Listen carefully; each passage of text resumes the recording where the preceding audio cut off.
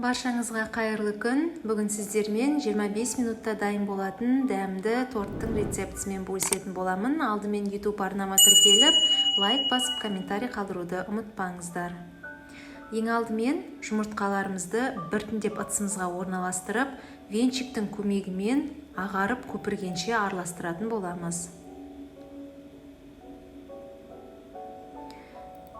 Кейін үстіне бір банка сгущенкамызды салып, тағы да бір араластырамыз.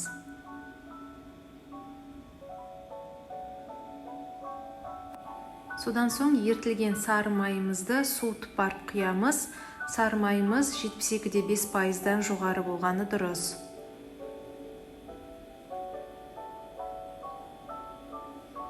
Кейін 2 шай қасық разрыхлителімізді салып,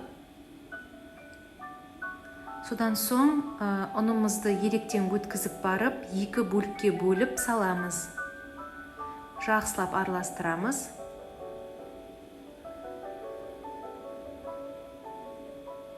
Бізде өте қою да, өте сұйық та емес, орташа қоюлықта масса шығуы қажет. Мінекей осы дайын болған массаны пергамент қағаз төселген формамызға жақсылап құямыз.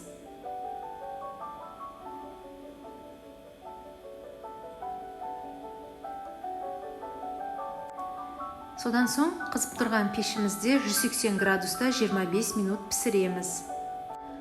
Тортымыз пісті. Зубочистканың көмегімен арасына салып қараймыз. Егер де құрғақ болатын болса, онда тортымыз шикі емес, толығымен пісіп шықты деген сөз. Енді қазір толығымен суытатын боламыз. Тортымыз суып болған соң 2 бөлікке бөліп, арасына кремімізді жағатын боламыз. Мен кремге 20-25%-ды қаймақты, содан соң шамалы ғана 50 граммдай сахарный пудраны алып араластырып, кезекпен 2 ас қасықтан бөліп салып, толығымен айналдыра тегістеп жағып шығатын боламыз. Содан соң кремнің үстіне кез келген шоколад түрін үккіштен өткізіп шығамыз. Мінекей дайын болды. Енді тортымызды бір-біріне беттестіреміз. Кейін тортымыздың бетіне қалған креміміз бен шоколадымызды жағып шығамыз. Міне енді креміміз толығымен сіңу үшін тортымызды 2 сағатқа холодильникке салып қоямыз. Енді қазір сіздерге тортты кесіп көрсетемін. Жұмсақ, кәдімгідей былқылдап тұр ғой, бір сөзбен айтқанда. Дәмі енді өте ерекше дәмді.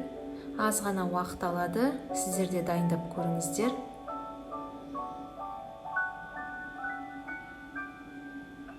Астарыңыз дәмді болсын.